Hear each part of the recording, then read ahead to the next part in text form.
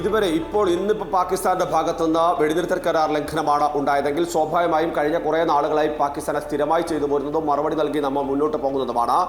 അതിൽ നിന്ന് പാകിസ്ഥാനെ പിന്തിരിപ്പിക്കുകയോ അത്ര എളുപ്പമുള്ള കാര്യമല്ല. പാകിസ്ഥാൻ സ്ഥിരം ശീലിച്ചു വന്ന ഒരു ശൈലി എന്ന് തന്നെ നമുക്കതിനെ പറയേണ്ടി വരും. പക്ഷേ സാധാരണഗതിയിൽ അതിർത്തിയിൽ വെടിനിർത്തൽ കരാർ ലംഘനം ഉണ്ടാകുമ്പോഴാണ് അതുവഴി പാകിസ്ഥാനിൽ നിന്ന് ഭീകരർ നുഴഞ്ഞു കയറുന്നത്. പ്രത്യേകിച്ച് അതിനുള്ളൊരു അവസരമായാണ് പലപ്പോഴും അതിനെ പാകിസ്ഥാൻ കാണുന്നത്. INS വിക്രാന്തിൽ നിന്നടക്കം മിസൈലുകൾ കറാച്ചി തീരങ്ങളിലേക്കടക്കം എത്തുകയും തുറമുഖങ്ങൾ ആക്രമിക്കുന്ന തരത്തിലേക്ക് കാര്യങ്ങൾ എത്തുകയും ഒക്കെ ചെയ്തിരുന്നു.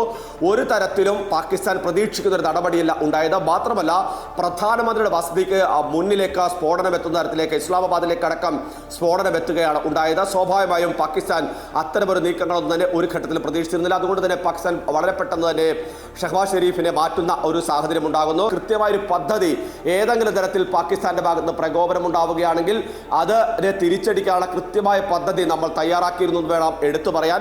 അതുകൊണ്ട് തന്നെ ഒരു തരത്തിലുള്ള ആശങ്കയും നമുക്കുണ്ടായിരുന്നില്ല.